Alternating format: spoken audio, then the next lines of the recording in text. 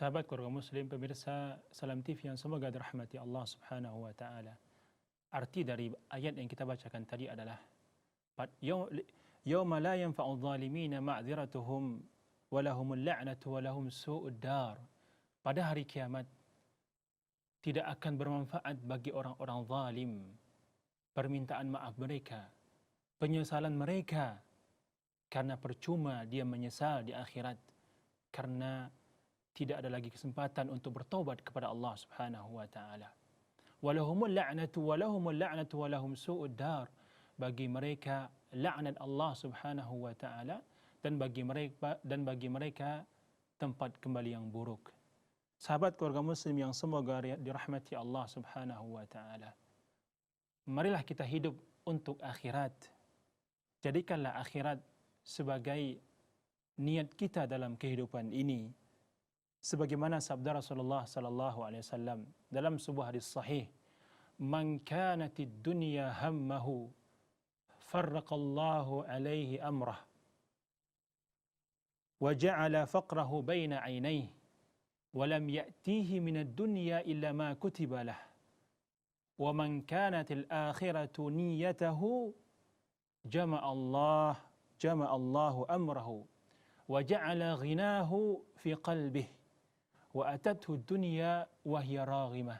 Yang artinya, barang siapa yang menjadikan dunia tujuannya, dunia niatnya, maka Allah Subhanahu wa taala akan mencerai-beraikan urusannya, dan Allah Subhanahu wa taala akan menjadikan kefakiran di kedua pelupuk matanya, dan tidak datang untuk dia dari perkara dunia kecuali dengan apa-apa yang telah ditetapkan Allah Subhanahu wa taala.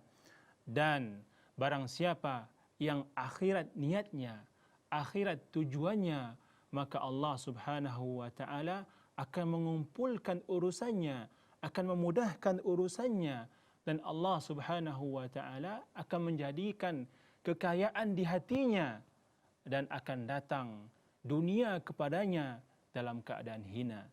Sahabat keluarga muslim yang semoga dirahmati Allah Subhanahu wa taala, orang muslim tujuan hidupnya adalah akhirat.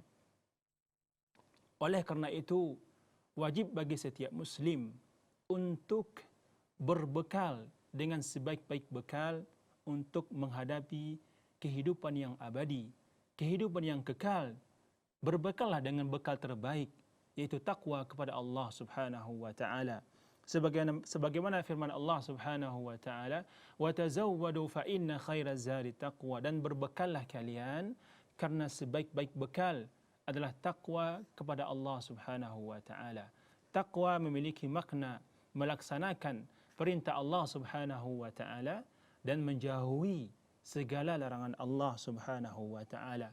Seorang muslim yang beriman kepada Allah dan bertakwa kepada Allah Subhanahu wa taala, maka Allah akan memberikan kepadanya rezeki dari arah yang tidak disangka-sangka, dan Allah Subhanahu wa taala akan memberikan jalan keluar untuk setiap problematika hidup yang dia hadapi. Sebagaimana firman Allah Subhanahu wa taala dalam surat At-Talaq, Allah mengatakan, "Wa may yattaqillah yaj'al lahu makhraja wa yarzuqhu min haitsu la yahtasib." Barang siapa yang bertakwa kepada Allah Subhanahu wa taala, maka Allah Subhanahu wa taala akan memberikan solusi, akan memberikan jalan keluar bagi setiap permasalahan atau problematika yang dihadapi. Wa yarzuqhu min haitsu la yahtasib. Dan Allah Subhanahu wa taala akan memberikan kepadanya rezeki dari arah yang tidak disangka-sangka. Dan orang yang beriman, orang yang bertakwa kepada Allah Subhanahu wa taala akan diberi kemudahan oleh Allah Subhanahu wa taala dalam setiap urusannya, dalam seluruh urusannya. Sebagaimana firman Allah Subhanahu wa taala, "Wa may yattaqillah yaj'al lahu min amrihi yusra." Barang siapa yang bertakwa kepada Allah Subhanahu wa taala, maka Allah akan memberikan kemudahan dalam setiap urusannya, dalam semua urusannya, kata Allah Subhanahu wa taala.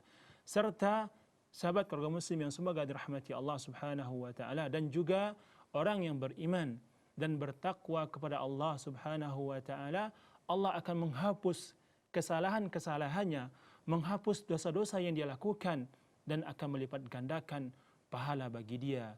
Sebagaimana firman Allah Subhanahu wa taala, "Wa may yattaqillah yukaffir anhu sayyi'atihi wa yu'zim lahu ajra." Dan barang siapa yang bertakwa kepada Allah Subhanahu wa taala, maka Allah akan menghapuskan kesalahan-kesalahan dia, dosa-dosa yang pernah dia lakukan, dan akan melipat gandakan pahala bagi dia.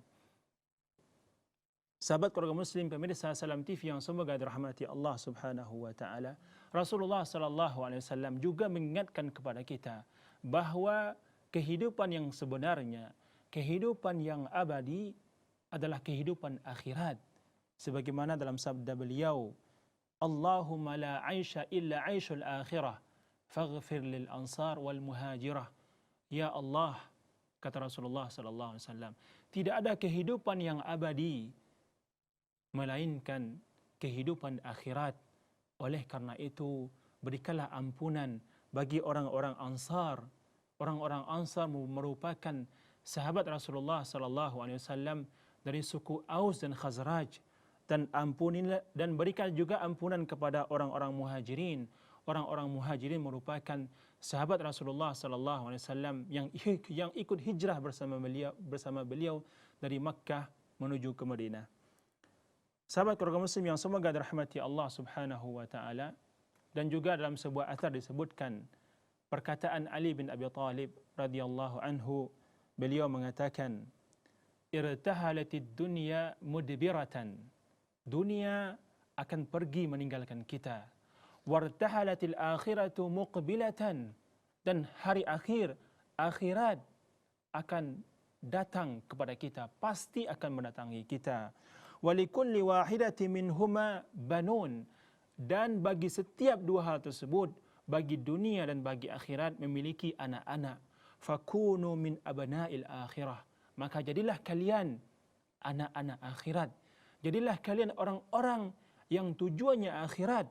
"Wala takunu min abna'id dunya."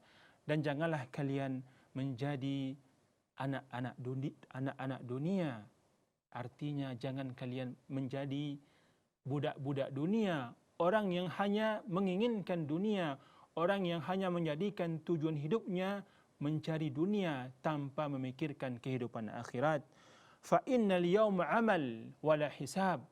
Karena di dunia hanyalah untuk beramal, melakukan ketaatan kepada Allah Subhanahu wa taala, wala hisab, dan tidak ada perhitungan, tidak ada hisab di dunia. "Wa ghadan," dan pada hari kiamat, pada hari pembalasan, hisab wala amal adalah waktu untuk menghisab, memperhitungkan apa yang telah kita perbuat selama di dunia, wala amal, dan tidak ada kesempatan untuk melakukan amal saleh dan ketaatan kepada Allah Subhanahu wa taala. Sahabat keluarga muslim yang semoga dirahmati Allah Subhanahu wa taala, mudah-mudahan apa yang kita sampaikan pada kesempatan kali ini bermanfaat bagi kita semua. Terlebih terkurang saya mohon maaf, dan tak lupa saya ingatkan, saya mengajak seluruh kaum muslimin, khususnya pemirsa Salam TV yang dimanapun Anda berada, untuk bersama-sama kita melakukan puasa Arafah di esok hari, hari Sabtu tanggal 9 Zulhijjah, atau bertepatan dengan 10 Agustus 2019. Karena puasa Arafah merupakan puasa yang memiliki kedudukan yang tinggi di sisi Allah Subhanahu wa taala, sebagaimana dijelaskan dalam hadis Rasulullah sallallahu alaihi wasallam bahwa puasa hari Arafah akan mengampuni, dengan puasa Arafah Allah Subhanahu wa taala akan mengampuni dosa kita selama 2 tahun, tahun yang lalu dan tahun yang akan datang. Mudah-mudahan Allah Subhanahu wa taala memberikan taufik dan kekuatan bagi kita semua agar bisa melaksanakan puasa hari Arafah pada besok hari.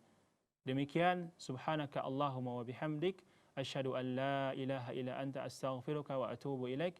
Assalamualaikum warahmatullahi wabarakatuh.